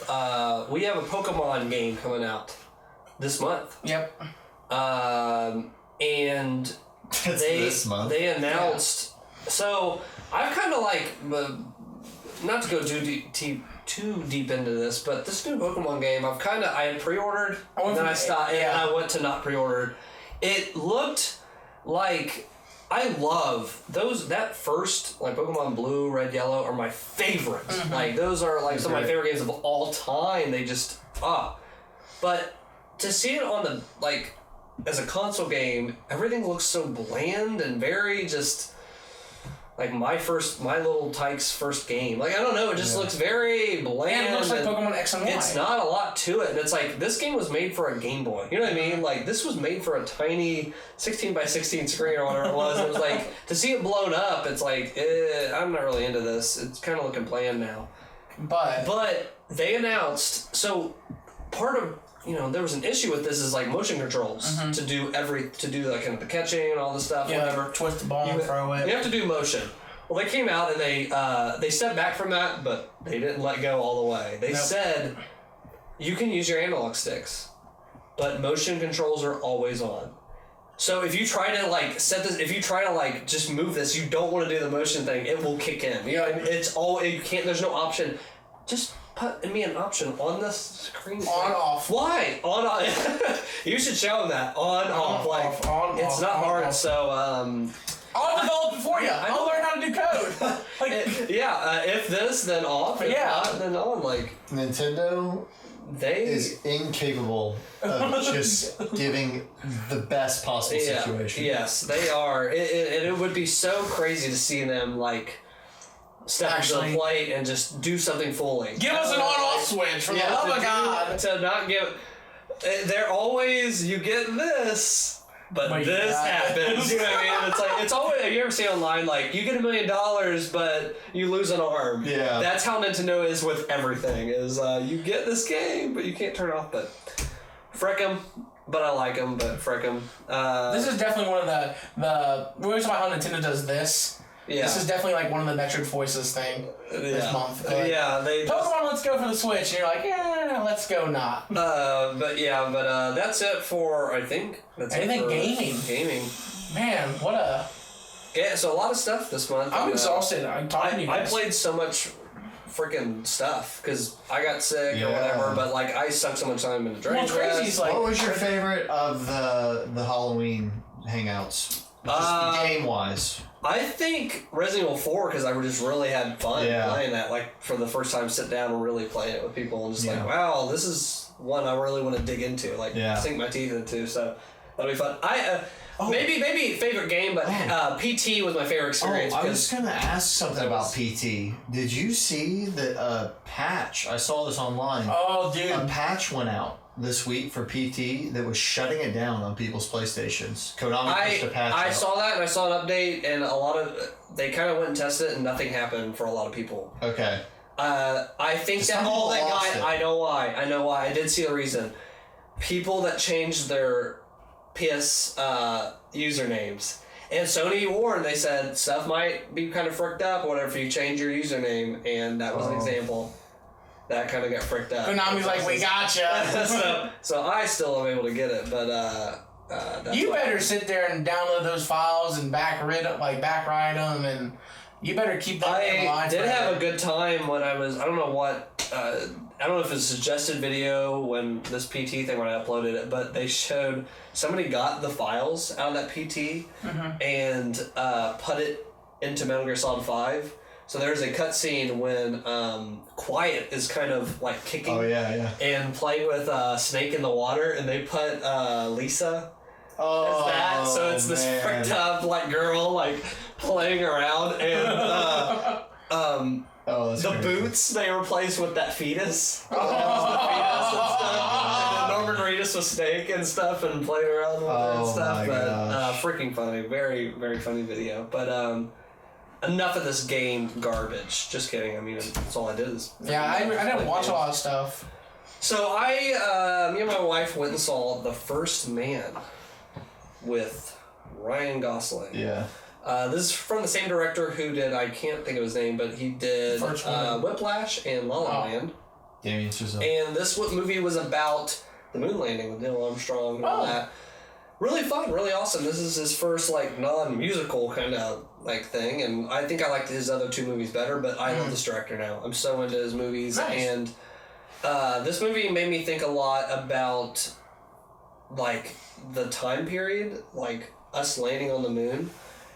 And when it was over, I told my wife, I was like, man, when pride's on the line, men can get a lot done. Like people can get a lot really done. It up. Like our country, we were able to get to the moon because we were looking at Russia. Like we got to beat them. Yep. So I want that to happen with like Mars. I want Russia to be like, we're gonna head to Mars. Yeah. And you know what? In like 2 years we'd be there. Yeah. You know, we'd figure it out even faster. Like, competition. Yeah. So it drives people. So when pride is on the line, remember that. Whenever you want to get something done, just tell your friend, like, try to beat me or something like that, and watch it get done. I'll beat Red Dead before you. Or if you want someone to do something, say, hey, Jimmy can do it better than you. And they'll, like... Instigating 101 with Zach. If you want, like, potholes fixed in your, like, city, go, that city next to us. They fix Good Roadsville, they get it done in 2 seconds and watch it get done. But that was a cool movie to see. I also watched, what the frick did I watch? I can't even see it. I know what it was. Red Dead. I was so crazy with Red Dead, I was talking as Arthur. I mean, you saw me in the freaking hangout. I was talking to my wife, and she was like, please stop. I just would keep talking. That's a good boy. Yeah. Yeah, I think I'll do the dishes. About sundown, when the cattle come in, we'll get it done. Y'all do some kind of stupid getting yourself caught again. But, in doing so, I was like, you know what? I want to watch a Western. And my favorite Westerns are Clint Eastwood's. Sergio Leone is the director, but his Dollar Trilogy, which is A Fistful of Dollars, A Few Dollars More, and The Good, the Bad, and the Ugly. Well, I only watched the first one so far, but great freaking... The Good, the Bad, and the Ugly is one of my favorite films of all time. And those are just kind of like standalones, right? It's not like a carry-through story. Yeah, kind of a drifter guy. Yeah. Is he kind of the same guy, but it's not really explicit? Yeah, he's basically the same guy, but he kind of drifts to the different ones or whatever. They're all like, last time this happened. Yeah. They're not really... They're kind of like the Final Fantasy of Westerns. But...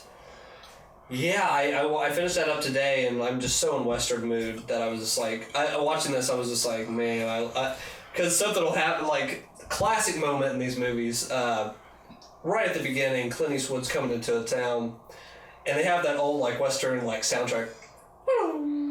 Like those, like that stuff, but, like...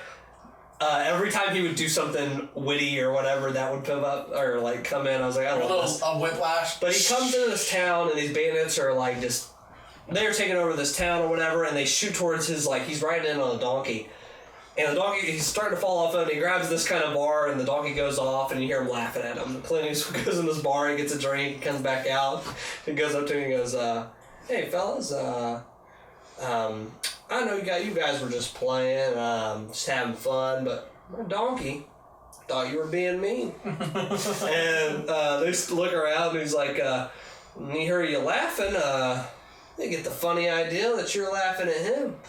And they start cracking up, and I don't really appreciate that. And they keep laughing, and they stop, and they're like looking at him, and he just takes them all out. Like, there's 6 of them, and he just quick draws one on.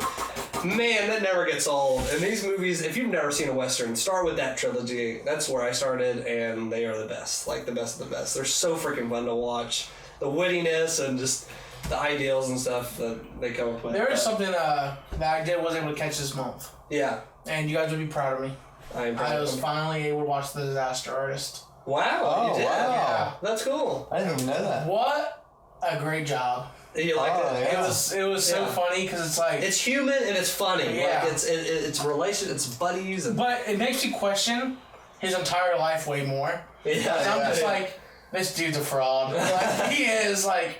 How did he end up in America? You should read the book. Dude, I feel like it'll freak me up. Because the book will make you go, like, what the frick is going on with this guy? But you know what my favorite thought happened was in the beginning of the movie, and he was like, come with me, bud. We go to California. We become big stars. Yeah. And they're like, yeah, you know what? Yeah.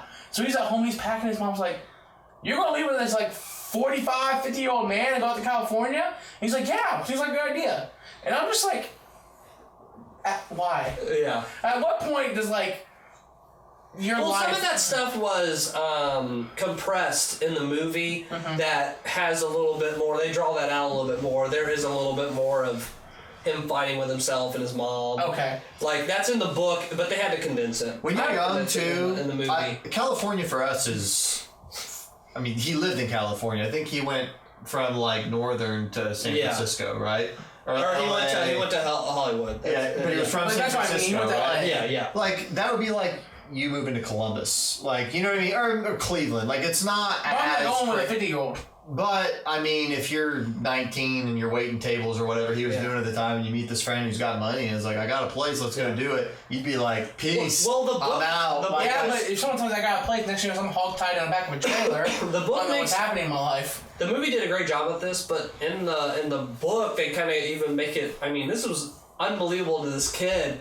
He's, like, going through the, the motions of, like, trying to get in acting and, like, trying to learn at this acting studio, and then this guy stands up and does this terrible, like, the movie did a good job portraying him, but in the book, he's like, totally blown away. Like, who is this guy that has the balls to just do this? And, like, nobody else is like this, and, like, you find out through the book, and, like, the movie did a great job. It was like, this guy's the smartest guy in the room. Like, this Tommy Wiseau and stuff. There's some, he's onto it. But the book is the funny. It goes into detail and stuff the movie didn't. But I think Greg saw something in Tommy in real life that he wanted. Yes, And I think that's why he did it, because maybe he had that. Maybe on the outside of things, he's 50 and he's weird and you don't know. And what's this guy? But he doesn't care. This guy's got it, and he doesn't have it, and he needs it.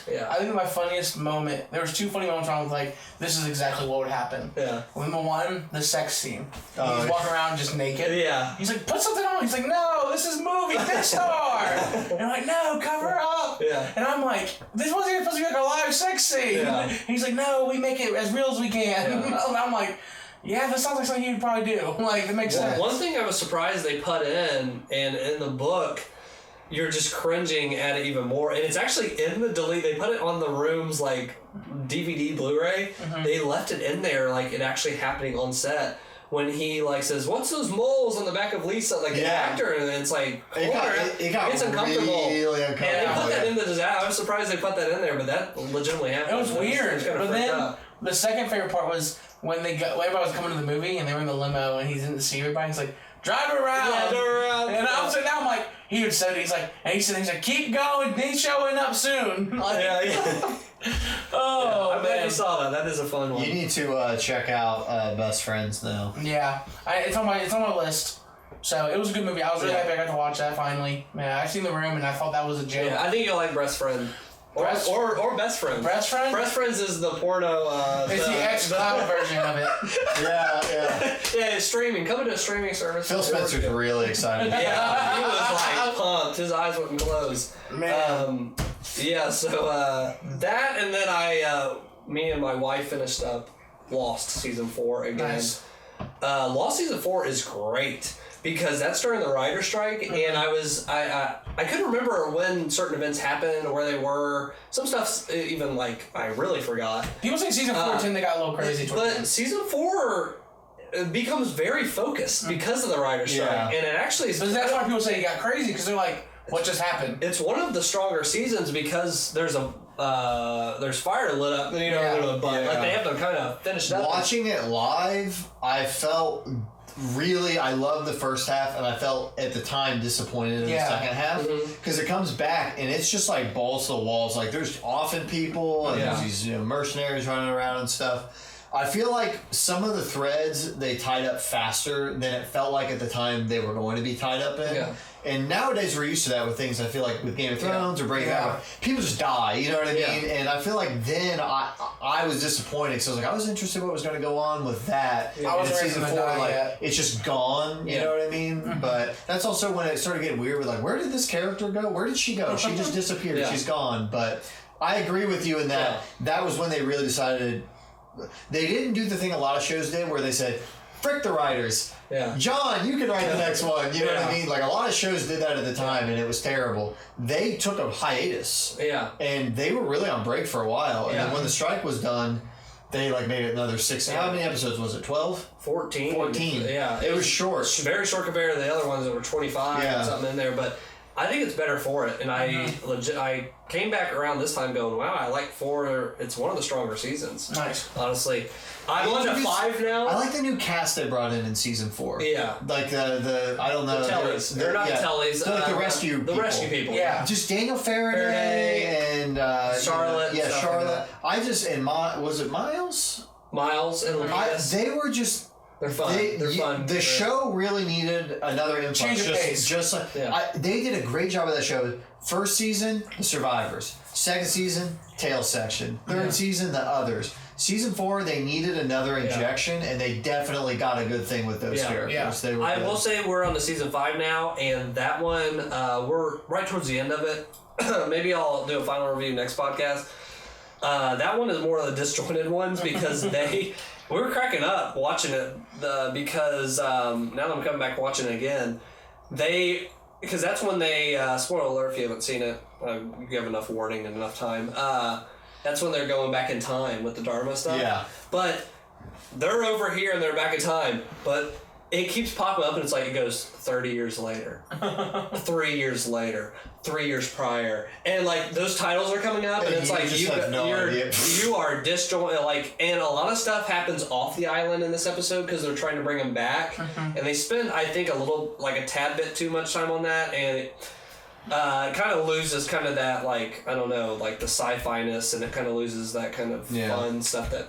Right on. Just a little bit, but some of the best parts are in 5 too. Like there's some very. I love how they brought them into the Dharma. And, like I love how that reveal, because you see the Dharma stuff all the time earlier in the season. It's cool. And then when you find out they were in Dharma, it's like I love that. Yeah. Yeah. With all that being said, there's some mega really cool. Points in 5, and it's still that makes sense though. Wow, it's just like you get a lot thrown at you, and you're kind of like, at the time. I won't even say I don't like it. I will compare it to the Metal Gear series in that like some of like I have a least favorite Metal Gear, but I still really love that Metal Gear, even though it's my least favorite. So which one's that?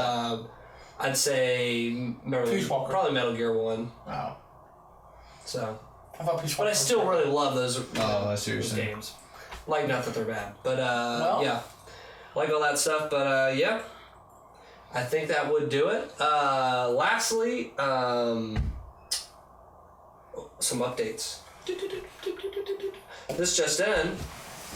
First up, we've been working on something pretty big. Probably one of the bigger things I've worked on ever.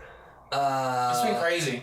Yeah, and we've all put a lot of time into a lot of effort. Mm-hmm. Bigger than his marriage. Bigger, definitely more time. A lot bigger. Yeah.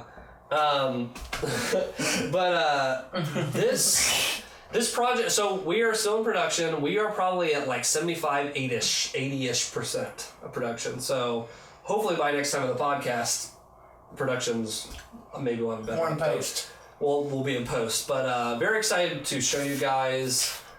Want to just give a little bit of updates because we've been very secretive about it, but there's your big update is we're about to be done with production, hopefully. You might start seeing some stuff rolling around. Yeah. You might see, just like the Cowboys did. What was that? The little that dead. What's that called? Yeah. You know those weeds that would go. The long and short. of tumbleweed. Tumbleweed. You might see the tumbleweeds. Long and short of it is the thing we're working on. We're very excited to share it with you. And if you enjoy watching this podcast and our if you enjoy what we stand for, which is like just having fun with games, stay tuned. Stay tuned. I think Stay tuned. I think we want to kind of launch this when it's ready, and we're gonna take some time on it. I think when you see it, you'll be happy. But we want to keep it. We want to keep some cards close to the chest. But coming, production. But knowing that we've worked a lot of 100-hour weeks, and we really need you to fund our Patreon account. I was legitimately thinking about that specifically. Earlier. This was one of those things. One of the projects I worked on like that. I can't wait to talk about stories through this process. Oh yeah, I have some stories. Behind the scenes stuff's fun. Guys, I'm excited. So yeah, that, and then the other update, I didn't even get to tell you guys about this, but we've talked about it before, but I'm in the process of finishing up getting us on Apple Podcasts. We will be on Apple Podcasts very, very soon, the audio version. Before 2018 or pre-after 2018? I would say maybe by the time you're watching this. Ooh. But definitely before the next podcast, you will start to see our... That's exciting, guys. If you use the podcast app, please go ahead and get us on there. I use that a lot. I use that for everything. So get us on there, and if you feel inclined, leave a review, man. We could really use any of that. But we will still be on YouTube if that's where you... Yeah. I mean, that's where I can speak for myself. I listen to a lot of podcasts through the app in my car. Yeah. So I know you guys like us in the morning. Maybe you guys want to listen to us in the morning. Yeah. So you might have a little bit of us in the morning. So that's it. Feel free to tell your friends. Say, hey, I'm watching these boys, and I like these boys. And they're good boys. You should watch solid boys. These boys as well. You can do that. Wholesome boys. That would help out. Boys. That would help us. Thank you for watching, and check us out on DweeBros YT on Twitter, because you'll know when we're having hangouts. When we're doing impromptu hangouts, you're part of a secret club if you're a follower on Twitter. Yeah. So, thanks for watching. This is the end, right? This is the end. Well, I need to get my hat and get on out of here, guys. And we have a quick message from Lisa Mattresses, our new sponsor. Oh, man. Lisa, get in bed. Yeah. Thank you for watching. I'll see you folks next time. I'm gonna go get a swig of that. I'm gonna go take a leak over here, Arthur. I'll be back. Okay, I'll see you there later, Hosea. You got any cigarette cards with that? Did you guys wanna play 5-finger fillet here in a minute? Yeah, I think I'm up for another game of that, but I almost lost my pinky last time.